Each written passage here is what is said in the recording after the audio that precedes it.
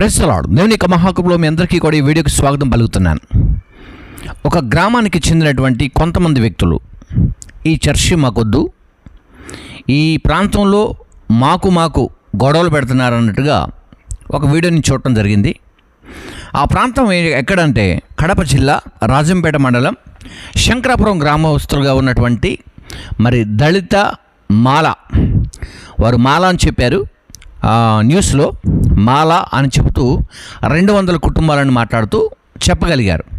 కానీ అక్కడ మాట్లాడుతున్న పెద్ద మనిషి మాత్రం మాల కులానికి చెందినటువంటి వ్యక్తిగా నాకు అనిపించలేదు. ఎందుకంటే అతను కొంతమంది మనం చూస్తుంటాం, బుడజంగాలు అనే కొంతమంది వ్యక్తులు ఉంటారు, వాళ్ళు మాట్లాడినట్టుగా తను మాట్లాడాడు కాబట్టి నాకు కొంచెం అలా డౌట్ ఉంది. ఒకవేళ మేబీ అయితే ఓకే, దేవుని కృపలో. కాకపోతే తను మాట్లాడుతున్న మాటలు ఎలా ఉన్నాయో మనం ఒకసారి వినటానికి ప్రయత్నం చేద్దాం. ముందుగా మీ కొరకు ఆ వీడియో.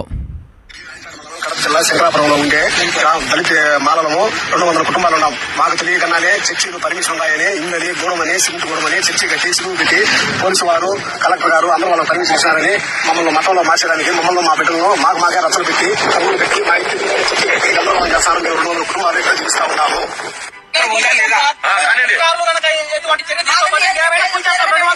కుటుంబాలు ఉన్నాయి, అందరం ఇంటికి ఒక వచ్చి కూర్చేస్తాం. దీన్ని అది మాకు చర్చలు చెప్పలా, గోడమని చెప్పినారు. మాకు దొంగతనంగా చర్చికి ఇప్పుడు సిలువులు పెట్టి చేస్తున్నారు. ఒకవేళ అధికారులు ఎవరు చర్యలు తీసుకోకపోతే ఇంట్లో ఎంతమంది ఉన్న పిల్లలు కానీ పెద్దల వరకు వచ్చి దీన్ని మాత్రం నిర్మూలిస్తాం. అది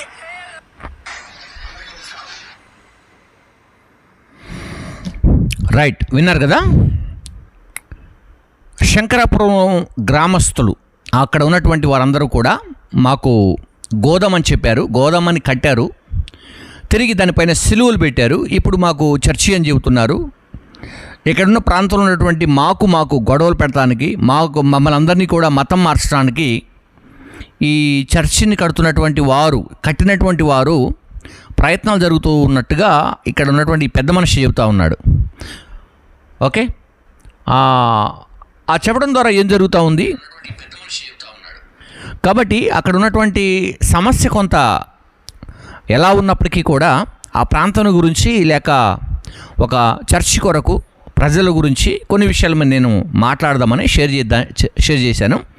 ఒకవేళ ఈ వీడియో చూసినటువంటి ఆ ప్రాంతపు ప్రజలు ఎవరైనా కడప ప్రాంతానికి చెందినటువంటి వారు లేదా కడప జిల్లా రాజంపేట మండలంలో ఉన్నటువంటి శంకరాపురం గ్రామానికి చెందినటువంటి ప్రజలు, సో ఎవరైనా ఈ వీడియో చూస్తుంటే ఒకవేళ మీరు మా గ్రామం పైన వీడియో చేశాడు కదా అని మీకు అనిపిస్తే, ఒకవేళ మీరు నాతో మాట్లాడాలనుకుంటే ఎక్కడ నా నెంబర్ కోసం వెతుకులాట అవసరం లేదు. నేను నెంబర్ చెబుతున్నాను, చక్కగా మీరు రాసుకొని నాకు కాల్ చేసి మాట్లాడచ్చు. ఆ ప్రాంతంలో అసలు పరిస్థితి ఏంటో కూడా తెలియచేయండి. మేబీ అది ఓసన్న ప్రార్థనా మందిరం లాగా కనిపిస్తూ ఉంది, ఓసన్న ప్రార్థనా మందిరం అని నేను అనుకుంటున్నాను. బహుశా ఆ ప్రాంతంలో ఉన్న పాస్టర్ గారు కనుక ఒకవేళ ఈ వీడియో చూస్తుంటే, సో అసలు ఆ ప్రాంతంలో ఏం జరిగింది, ఏం జరుగుతుంది, ఆ ప్రజలకి మీకు మధ్య అసలు ఎలాంటి అంటే గొడవలు ఏమైనా ఉన్నాయా, లేకపోతే ఆ ప్రాంతంలో ఆ ప్రజలకి మీరు ఎవరికి చెప్పలేదా, చెప్పకుండానే మందిరం కట్టారా, మీకు అక్కడ విశ్వాసులు ఎవరూ లేరా, మీ సంఘ విశ్వాసులు, చర్చి విశ్వాసులు ఎవరు మీకు లేరా, మీకు ఆ ప్రాంతంలో విశ్వాసులు లేకుండా మందిరం అయితే కట్టరు.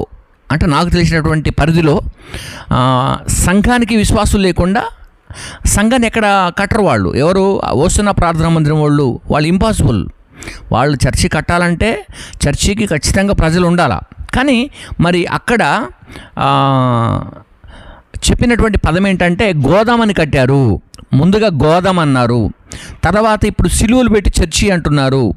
కాబట్టి మా ప్రాంతంలో ఉన్నటువంటి వారందరినీ కూడా మతం మార్చడానికే ఈ ప్లాన్ జరుగుతూ ఉందన్న ఉద్దేశం గ్రామస్తులుగా ఉన్నటువంటి వారు వ్యక్తపరుస్తున్నారు. అదిగాక వాళ్ళు 200 కుటుంబాలు ఉన్నాయని చెప్పేసి వాళ్ళు మాట్లాడుతున్నారు.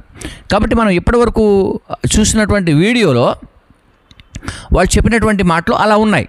అయితే వాస్తవంగా అక్కడ జరుగుతున్నటువంటి పరిస్థితిని ఈ వీడియో చూసినటువంటి వాళ్ళు ఎవరైనా చెప్పడానికి నేను నెంబర్ చెబుతున్నాను.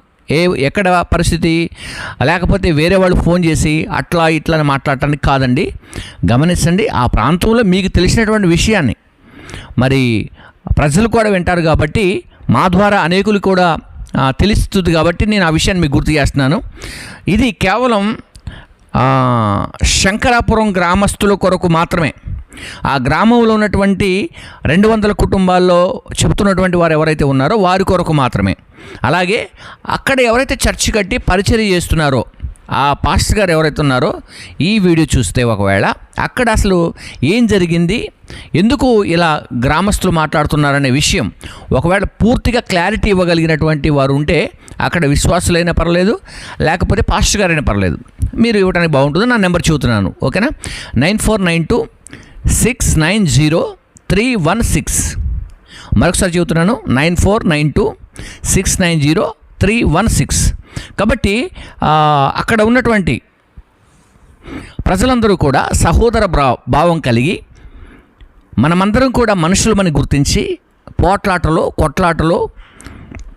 గుడి కోసమో బడి కోసమో లేకుంటే దేని కొరకో ఇలాంటి కొట్లాటల కంటే ఏం జరుగుతుంది, అక్కడ ఏం జరిగిందనే విషయాలు ఒక క్లారిటీకి తీసుకొని మీరందరూ కూడా శాంతి కలిగి ఉండాలన్న ఉద్దేశంతో నేను ఈ మాటలు మీకు తెలియజేస్తాను. కాబట్టి చర్చి మీకు వద్దు అనే ప్రాసెస్ మీరు ఎప్పుడైతే మాట్లాడారో మరి మీరు ఆ సంఘానికి ఎవరన్నా ఆ ప్రాంతంలో ఉన్నటువంటి వారు వెళ్తున్నారా? ఇప్పుడు అక్కడ చర్చి కట్టారు అంటే ఆటోమేటిక్గా ఎవరు లేకుండా చర్చి కట్టరు కదండి. ఆ ప్రాంతంలో చర్చి కట్టబడుతుందంటే అది దాదాపుగా ప్రార్థన చేసి ప్రారంభిస్తారు. అక్కడ ఉన్నటువంటి పాస్టర్స్ కానీ లేకుంటే అక్కడ ఉన్నటువంటి విశ్వాసులు ఎవరైనా మరి అక్కడ ప్రార్థనను ప్రారంభించినప్పుడు ఆ చర్చి కన్స్ట్రక్షన్ చేయడానికి కూడా ఒక 10 మంది పాస్టర్లు వస్తారో, 2 వస్తారో, 1 వస్తారో, గ్రామంలో ఉన్నటువంటి వారిని కూడా వాళ్ళు పిలుస్తారు. లేదా అలాంటివి ఏం జరగకుండానే అక్కడ పునాది వేసి దాదాపుగా చూస్తే మనం కంప్లీట్ అయినట్టే కనిపిస్తూ ఉంది. ఆ వీడియోలో చూస్తే వారికి కొంత దూరంగా కూడా ఉంది. రెండో విషయం ఏంటంటే వారు కట్టినటువంటి చర్చి మరి మీకు అంటే చాలా దగ్గరగా మీరు నివాసం చేస్తున్నటువంటి ఇళ్ళకి దగ్గరగా ఉండి సౌండ్ పొల్యూషన్ ఏమన్నా మీకు డిస్టర్బెన్స్ అవుతూ ఉందా? సో ఇది ఇలాంటివి వస్తేనే కానీ మనకు బయటికి రాదండి, విషయం బయటికి రాదు. కాబట్టి కొన్ని విషయాలు నేను మీకు గుర్తు చేస్తాను. అక్కడ అసలు వాస్తవంగా మిమ్మల్ని ఎవరన్నా చర్చికి రమ్మని పిలుస్తున్నారా? మిమ్మల్ని కానీ మీ పిల్లల్ని కానీ మీ కుటుంబంలో ఈ 200 కుటుంబాలు ఉన్నటువంటి వారు ఎవరైతే ఉన్నారో అక్కడ ఉన్నటువంటి పాస్టర్ గారు ఎవరైతే ఉన్నారో లేక ఆ సంఘస్థులు చర్చి మెంబర్స్ ఎవరైనా ఉండి మీ ప్రాంతంలోకి వచ్చి మీ ఇంట్లోకి వచ్చి మేము ప్రార్థన చేస్తాం, ఇదిగో ఈ బైబిల్ చదువుకోండి, లేకపోతే ఇంకా చక్కగా క్లారిటీగా మనం మాట్లాడుకోవాలంటే మా చర్చికి రండి, యేసుప్రభు నమ్ముకోండి అని మీకెవరైనా బలవంతం చేస్తున్నారా? ఆ ప్రాంతంలో మీరు ఇప్పుడు చర్చి వద్దంటానికి గల కారణాలు ఏదైనా ఉండాలి కదండి. ఒకటేంటంటే సౌండ్ పొల్యూషన్, అంటే సౌండ్ మిమ్మల్ని డిస్టర్బ్ చేస్తుందా? మీరు ఆ చర్చికి దగ్గరగా ఉన్నారా? అంటే చాలా దగ్గర. ఇప్పుడు ఇళ్ళలో చర్చిలు చాలా ఉంటాయి, గ్రామాల్లో పట్టణాల్లో చర్చెస్ చాలా ఉంటాయి. పట్టణాల్లో ఇంటి పక్కన కాదు అసలు చర్చిలకు ఆనుకొని అన్ని బిల్డింగ్స్ కూడా ఉంటాయి. అయితే ప్రాబ్లం ఏంటంటే వాళ్ళకి సౌండ్ పొల్యూషన్ వినపడకుండా ఉంటే సరిపోద్ది. సౌండ్ వాళ్ళకి వినపడకుండా చర్చిలో వరకు సౌండ్ ఉంటే ఎక్కడున్నా పర్లేదు అని కొన్ని ఉంటాయి. అట్లాగా ఒకవేళ మీ ఈ గ్రామంలో శంకరాపురం గ్రామంలో గ్రామస్తులుగా ఉన్నటువంటి ప్రతి ఒక్కరు కూడా నేను ఈ విషయాన్ని మరొకసారి గుర్తు చేస్తున్నాను. గ్రామస్తులందరికీ 200 కుటుంబాలుగా మాలవాళ్ళం అని చెప్పేసి చెబుతున్నటువంటి మీ అందరికీ మరొకసారి నేను గుర్తు చేస్తున్నాను. స్నేహితుడిగా, మీ సహోదరుడిగా గుర్తు చేస్తున్నాను ఈ విషయాన్ని. ఏం గుర్తు చేస్తున్నానంటే మీకేమైనా సౌండ్ డిస్టర్బ్ అవుతుందా ఆ చర్చిని బట్టి? లేదు మీకెవరన్నా బైబిల్ ఇచ్చి యేసుప్రభు వారి దగ్గరికి రమ్మంటున్నారా? లేదా మా యేసుప్రభు వారు గొప్పవాడు, మా చర్చికి వచ్చి చూడండి, మీ పిల్లల్ని పంపించండి అని ఇట్లా ఏమన్నా మిమ్మల్ని వాళ్ళు బలవంతంగా ఇట్లా అంటే ఒకసారి అడిగో, 2 సార్లు అడిగో, 3 సార్లు కోపం తీసుకొస్తున్నారు ఇంకా రమ్మని. మీరు ఆ పెద్ద మనిషి చెబుతూ ఉన్నాడు, మా పిల్లలకి మాకు మధ్యలో గొడవలు పెడుతున్నారన్నట్టుగా కూడా మాట్లాడాడు. కాబట్టి మరి నేను చెప్పే విషయం ఏంటంటే మిమ్మల్ని ఎవరైనా ఇలాంటి బలవంతంగా మాట్లాడుతూ ఉన్నప్పుడు మీరు మాట్లాడట్లో తప్పు లేదు, కానీ ఆ చర్చి వాళ్ళు మిమ్మల్ని ఎలాంటి డిస్టర్బ్ చేయకుండా, వాళ్ళు ఎలాంటి సౌండ్ పొల్యూషన్ మీకు ఇవ్వకుండా, అంతేకాకుండా మీ దగ్గరకు వచ్చి అంటే ప్రార్థన చేస్తాము మా చర్చికి రండి అని చెప్పకుండా, ఇలాంటివి ఏమీ లేకుండా వాళ్ళు చర్చి కట్టుకొని కనుక అక్కడ ప్రార్థన చేస్తూ ఉంటే మీరు ఇలా మాట్లాడటం అనేది మంచిది కాదు. బైబిల్లో ఒక మంచి మాట ఉంటుంది, నేను చదివిన తర్వాత కొన్ని విషయాలు మనం మాట్లాడుకుందాం. ఒకవేళ ఈ విషయం పైన ఎవరైనా మాట్లాడాలనుకుంటే నేను ముందే నెంబర్ చెప్పాను, దయచేసి ఆ నెంబర్ని మీరు నోట్ చేసుకోండి. నోట్ చేసుకున్న తర్వాత ఎవరైనా ఈ గ్రామంలో జరుగుతున్నటువంటి విషయం పైన మీకు క్లారిటీగా తెలిసి ఉంటే మాట్లాడండి. అంతేకాని ఫోన్ చేసి చర్చిలు అంటే గిట్లు ఉంటాయి, చర్చిలు అంటే అట్లా ఉంటాయి, చర్చిలు ఆడగడతారా ఏడగడతారా అని ఇట్లాంటి మాటలు మాట్లాడేవాళ్ళు కాల్ చేయమాకండి దయచేసి. ఎందుకంటే నేను సమస్య పైన మాట్లాడుతున్నా, జరిగినటువంటి విషయాన్ని గురించే మాట్లాడుతున్నా, ఆ విషయం కోసమే మాట్లాడుకుందాం. అంతేకాని మీకు తెలిసిన విషయాలు కొన్ని, నాకు తెలిసిన విషయాలు కొన్ని మాట్లాడి మనము డిస్టర్బ్ చేసుకోవద్దు, మనం ఒకరినొకరు దూషించుకోవద్దు. కాబట్టి ఈ విషయాన్ని మీకు ఒకసారి గుర్తు చేస్తాను. బైబిల్లో ఒక మంచి మాట ఉందండి.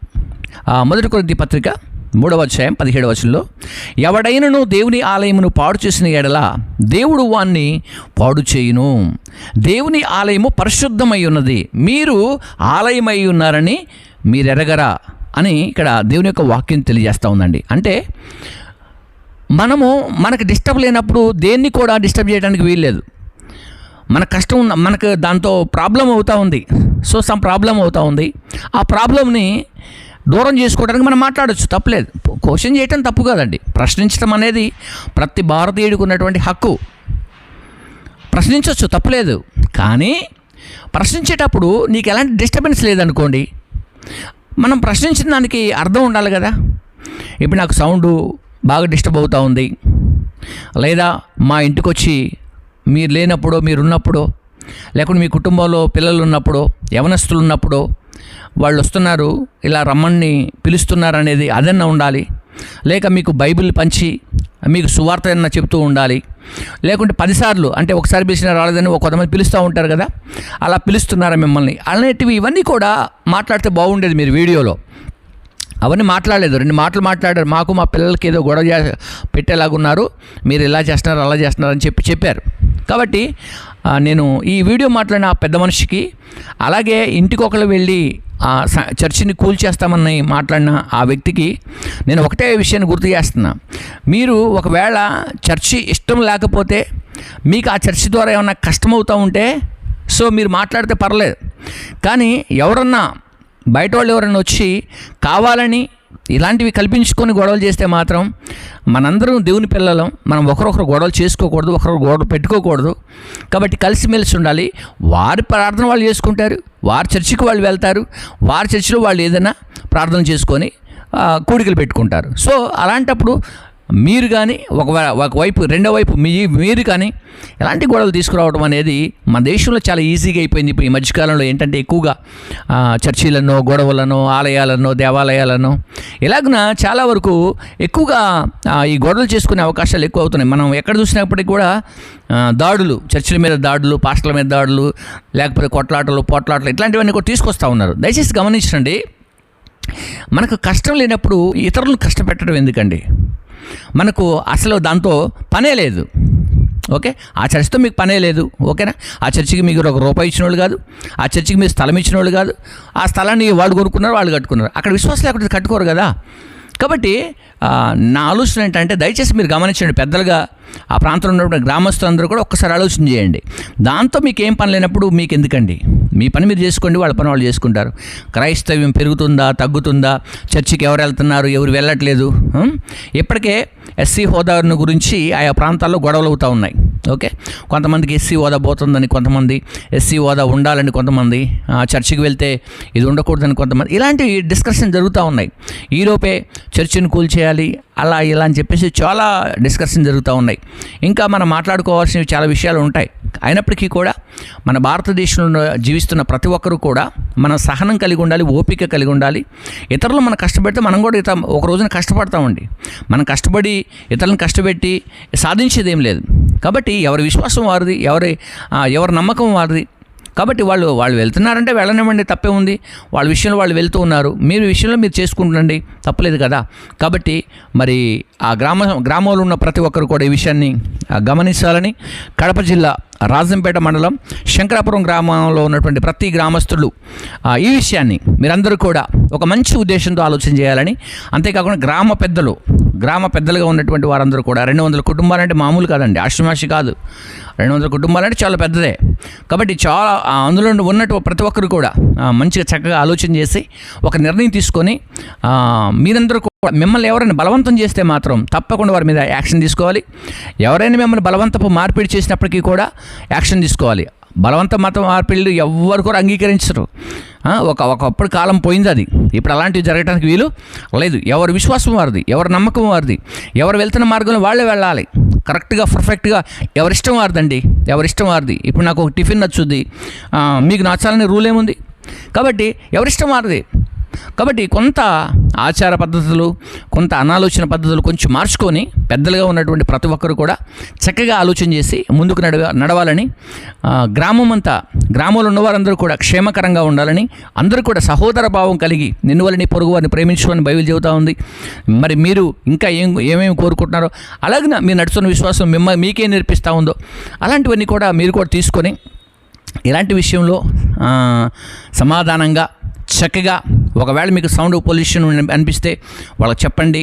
లేదా మీకు ఎవరైనా విశ్వాసులుగా ఉన్నటువంటి వారు మీకు సువార్త చెప్పడానికి వచ్చో లేకుంటే చర్చికి రమ్మని చెప్పి వస్తే వాళ్ళకు కూడా మీరు ఖచ్చితంగా గట్టిగానే మాట్లాడి చెప్పవచ్చు, సమస్య ఏం లేదు. కాబట్టి ఇలాంటి విషయాల్లో అందరూ ప్రేమపూర్వకంగా ఉండాలి కోరుకుంటూ ఈ నా మాటలు ముగిస్తున్నాను. అందరికీ కూడా గాడ్ బ్లెస్ యూ. దేవుని కృప ఆ గ్రామంలో ఉన్న ప్రతి ఒక్కరికి కూడా తోడై ఉండునుగాక. Praise the lord.